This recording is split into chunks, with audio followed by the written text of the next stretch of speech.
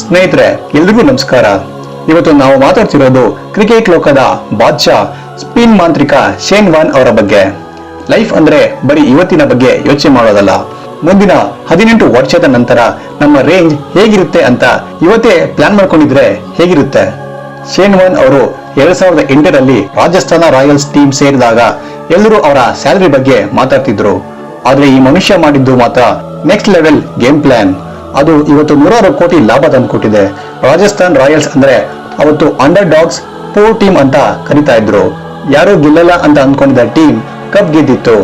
ಆದ್ರೆ Shane warn ಈ ಟೀಮ್ಗೆ ಕಪ್ ಗೆಲ್ಲಿಸಿಕೊಟ್ಟಿದ್ದಷ್ಟೇ ಅಲ್ಲ, ತಮ್ಮ ಫ್ಯೂಚರ್ ಕೂಡ ಸೆಟ್ ಮಾಡ್ಕೊಂಡಿದ್ದಾರೆ. ಅವರ ಆ ಒಂದು ಸ್ಮಾರ್ಟ್ ಡಿಸಿಷನ್ ಇವತ್ತು ಇಡೀ ಸ್ಪೋರ್ಟ್ಸ್ ಬಿಸ್ನೆಸ್ ಲೋಕವೇ ತಿರುಗಿ ನೋಡೋ ಹಾಗೆ ಮಾಡಿದೆ. ಹಾಗಾದ್ರೆ ಶೇನ್ ವಾರ್ನ್ ಮಾಡಿದ ಆ ಮಾಸ್ಟರ್ ಪ್ಲಾನ್ ಏನು? ಅವರು ಯಾಕೆ ಸ್ಯಾಲರಿ ಬದಲು ಈಕ್ವಿಟಿ ಕೇಳಿದ್ರು? ಅವರ 3% ಶೇರ್ ವ್ಯಾಲ್ಯೂ ಈಗ ಎಷ್ಟಿದೆ? ಈ ಇನ್ವೆಸ್ಟ್ಮೆಂಟ್ ಸ್ಟೋರಿ ನಮ್ಗೆ ಹೇಳೋ ಪಾಠ ಏನು? ಬನ್ನಿ ಈ ವಿಡಿಯೋದಲ್ಲಿ ಡೀಟೇಲ್ ಆಗಿ ತಿಳ್ಕೊಳ್ಳೋಣ.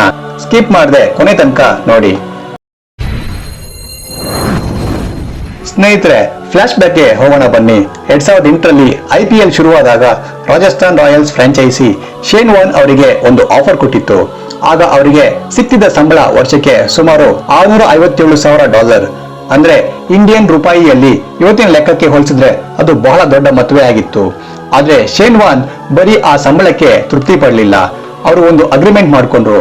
ಅದೇನಪ್ಪಾ ಅಂದ್ರೆ ಪ್ರತಿ ವರ್ಷಕ್ಕೆ 0.75% ಮಾಲೀಕತ್ವ ಅಂದ್ರೆ ಈಕ್ವಿಟಿ ಅವರಿಗೆ ಸಿಗ್ಬೇಕು ಅಂತ ಕಂಡೀಷನ್ ಹಾಕಿದ್ರು. ಇದರ ಅರ್ಥ ಏನಪ್ಪಾ ಅಂದ್ರೆ ಅವರು ಎಷ್ಟು ವರ್ಷ ಟೀಮ್ ಜೊತೆ ಇರ್ತಾರೋ ಅಷ್ಟು % ಶೇರ್ಸ್ ಅವರಿಗೆ ಸಿಗುತ್ತೆ ಅನ್ನೋದು ಅವರ ಪ್ಲಾನ್ ಆಗಿತ್ತು. IPL ಫಸ್ಟ್ ಸೀಸನ್ ನಲ್ಲಿ ರಾಜಸ್ಥಾನ್ ರಾಯಲ್ಸ್ ಗೆದ್ದಿದ್ದು ನಿಮ್ಗೆಲ್ಲ ನೆನಪಿದೆ. ಆ ಗೆಲುವಿನ ಹಿಂದೆ ವಾರ್ನ್ ಅವರ ಕ್ಯಾಪ್ಟನ್ಸಿ ಪವರ್ ಇತ್ತು. ಅವರು ಈ ಟೀಮ್ ನಲ್ಲಿ ಕೇವಲ ಆಟಗಾರನಾಗಿ ಮಾತ್ರ ಇರಲಿಲ್ಲ, ಒಬ್ಬ ಶೇರ್ ಹೋಲ್ಡರ್ ಆಗಿ ಕೂಡ ಬದಲಾವಣೆಗೆ ರೆಡಿಯಾಗಿದ್ರು. ವಾರ್ನ್ ಅವರು ಒಟ್ಟು 4 ಸೀಸನ್ ಆಡಿದ್ರು ಮತ್ತೆ ಮೆಂಟರ್ ಆಗಿ ಕೂಡ ಕೆಲಸ ಮಾಡಿದ್ರಿಂದ ಅವರ ಒಟ್ಟು ಪಾಲು 3%ಗೆ ಏರಿತು. ಈ ಒಂದು ನಿರ್ಧಾರ ಇವತ್ತು ಅವರನ್ನ ಕೇವಲ ಒಬ್ಬ ಮಾಜಿ ಕ್ರಿಕೆಟರ್ ಮಾತ್ರವಲ್ಲ, ಒಬ್ಬ ಸಕ್ಸಸ್ಫುಲ್ ಬಿಸ್ನೆಸ್ ಮ್ಯಾನ್ ಅಂತ ಕೂಡ ಪ್ರೂವ್ ಮಾಡಿದೆ.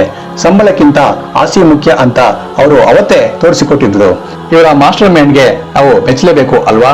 ಸ್ನೇಹಿತರೆ, ಈಗ ಮ್ಯಾಟರ್ ಏನಪ್ಪಾ ಅಂದ್ರೆ ರಾಜಸ್ಥಾನ್ ರಾಯಲ್ಸ್ ಟೀಮ್ ವ್ಯಾಲ್ಯೂ ಈಗ ಎಲ್ಲಿಗೆ ಹೋಗಿ ತಲುಪಿದೆ ಅಂತ ನೀವು ಒಮ್ಮೆ ಇಮ್ಯಾಜಿನ್ ಮಾಡ್ಕೊಳ್ಳಿ. ಸ್ಟಾರ್ಟಿಂಗ್ ಅಲ್ಲಿ ಈ ಟೀಮ್ ಅನ್ನ ಮನೋಜ್ ಬದ್ಲೆ ಅವರು ಕೇವಲ 67 ಮಿಲಿಯನ್ ಕೊಟ್ಟು ಖರೀದಿ ಮಾಡಿದ್ರು.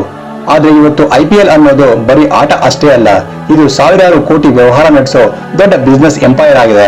ಲೇಟೆಸ್ಟ್ ರಿಪೋರ್ಟ್ಸ್ ನ ಪ್ರಕಾರ ರಾಜಸ್ಥಾನ್ ರಾಯಲ್ಸ್ ಟೀಮ್ಸ್ ವ್ಯಾಲ್ಯೂ ಸುಮಾರು 1.8 ಬಿಲಿಯನ್ ಅಂದ್ರೆ ಇಂಡಿಯನ್ ಕರೆನ್ಸಿಯಲ್ಲಿ 15,300 ಕೋಟಿ ರೂಪಾಯಿ ದಾಟಿದೆ.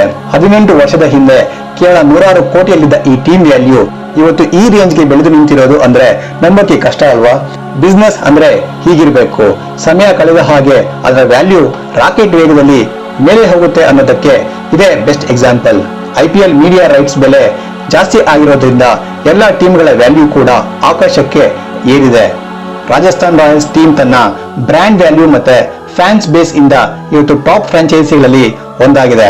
ಇಷ್ಟು ದೊಡ್ಡ ವ್ಯಾಲ್ಯೂಯೇಷನ್ ಇರುವಾಗ ಅದರಲ್ಲಿ ಸಣ್ಣ % ಶೇರ್ ಹೊಂದಿದ್ರು ಕೂಡ ಅದು ಕೋಟಿಗಟ್ಟಲೆ ಹಣಕ್ಕೆ ಸಮನಾಗಿರುತ್ತೆ. ಸ್ನೇಹಿತರೆ, ನಿಮ್ ತಲೆಯಲ್ಲಿ ಈಗ ಒಂದು ಕ್ವಶನ್ ಓಡ್ತಿರ್ಬೋದು. ಅದೇನಪ್ಪಾ ಅಂದ್ರೆ ಶೇನ್ ವಾರ್ನ್ ಹತ್ರ ಇರೋ ಆ 3% ಶೇರ್ ವ್ಯಾಲ್ಯೂ ಇವತ್ತು ಎಷ್ಟು ಅಂತ.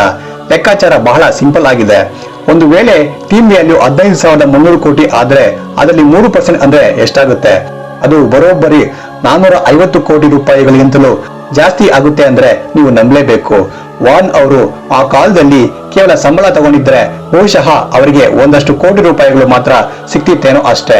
ಆದ್ರೆ ಅವರು ಈಕ್ವಿಟಿ ಆರಿಸಿಕೊಂಡಿದ್ದಕ್ಕೆ ಅವರ ಫ್ಯಾಮಿಲಿಗೆ ಇವತ್ತು 450 ಕೋಟಿಯ ದೊಡ್ಡ ಆಸ್ತಿ ಕ್ರಿಯೇಟ್ ಆಗಿದೆ ಅಂತಾನೆ ಹೇಳ್ಬೋದು.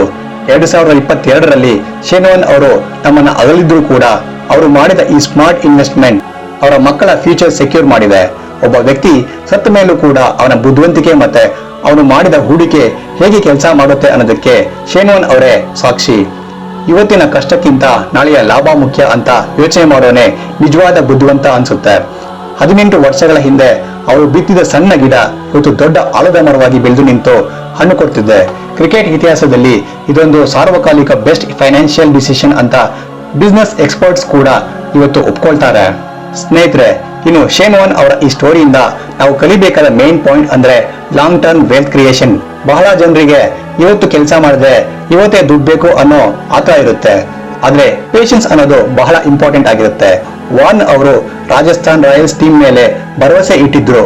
ಮತ್ತೆ IPL ಅನ್ನೋ ಲೀಗ್ ಫ್ಯೂಚರ್ ಅಲ್ಲಿ ದೊಡ್ಡ ಮಟ್ಟಕ್ಕೆ ಬೆಳೆಯುತ್ತೆ ಅಂತ ಅವತ್ತೇ ಗೆಸ್ ಮಾಡಿದ್ರು. ರಿಸ್ಕ್ ತಗೊಳ್ದೆ ಯಾವ್ದು ಸಿಗಲ್ಲ. ಅವರು ಅನ್ಕೊಂಡಿದ್ರೆ ಸೇಫ್ ಆಗಿ ಹೈ ಸ್ಯಾಲರಿ ತಗೊಂಡು ಸುಮ್ಮನೆ ಇರ್ಬೋದಿತ್ತು. ಆದ್ರೆ ಆ ರಿಸ್ಕ್ ತಗೊಂಡಿದ್ದಕ್ಕೆ ಇವತ್ತು ಇವರ ಇನ್ವೆಸ್ಟ್ಮೆಂಟ್ ಎಷ್ಟೋ ಪಟ್ಟು ಮಲ್ಟಿಪ್ಲೈ ಆಗಿ ಅವರಿಗೆ ರಿಟರ್ನ್ಸ್ ಕೊಟ್ಟಿದೆ. ಯಾವುದೇ ಬಿಸ್ನೆಸ್ ಅಥವಾ ಇನ್ವೆಸ್ಟ್ಮೆಂಟ್ ಇರಲಿ, ಅದಕ್ಕೆ ಸಮಯ ಕೊಟ್ಟಾಗ ಮಾತ್ರ ಅದು ತನ್ನ ಅಸಲಿ ಶಕ್ತಿ ತೋರಿಸೋದು. ನೀವು ಕೂಡ ಇವತ್ತು ಯಾವ್ದಾದ್ರು ಸಣ್ಣ ಇನ್ವೆಸ್ಟ್ಮೆಂಟ್ ಸ್ಟಾರ್ಟ್ ಮಾಡಿದ್ರೆ ಅದರ ರಿಸಲ್ಟ್ ನೋಡೋಕೆ ವರ್ಷಗಟ್ಲೆ ವೇಟ್ ಮಾಡೋ ತಾಳ್ಮೆ ಇರಬೇಕು. ದುಡ್ಡು ಮಾಡೋದು ಅಂದ್ರೆ ಬರೀ ಕೆಲಸ ಮಾಡೋದಲ್ಲ, ನಮ್ಮ ದುಡ್ಡನ್ನ ನಮಗೋಸ್ಕರ ಕೆಲಸ ಮಾಡೋ ಹಾಗೆ ಪ್ಲಾನ್ ಮಾಡಬೇಕು ಅಲ್ವಾ? ಶೇನ್ ವಾರ್ನ್ ಅವರ ಈ ಫೈನಾನ್ಷಿಯಲ್ ಜರ್ನಿ ಪ್ರತಿಯೊಬ್ಬರಿಗೂ ಒಂದು ಇನ್ಸ್ಪಿರೇಷನ್ ಅಂತಾನೆ ಹೇಳ್ಬೋದು. ಸ್ನೇಹಿತರೆ, ಈ ವಿಡಿಯೋ ಇಷ್ಟ ಆಗಿದ್ರೆ ಲೈಕ್ ಮಾಡಿ, ಶೇರ್ ಮಾಡಿ ಮತ್ತೆ ಸಬ್ಸ್ಕ್ರೈಬ್ ಮಾಡಿ. ನಮಸ್ಕಾರ.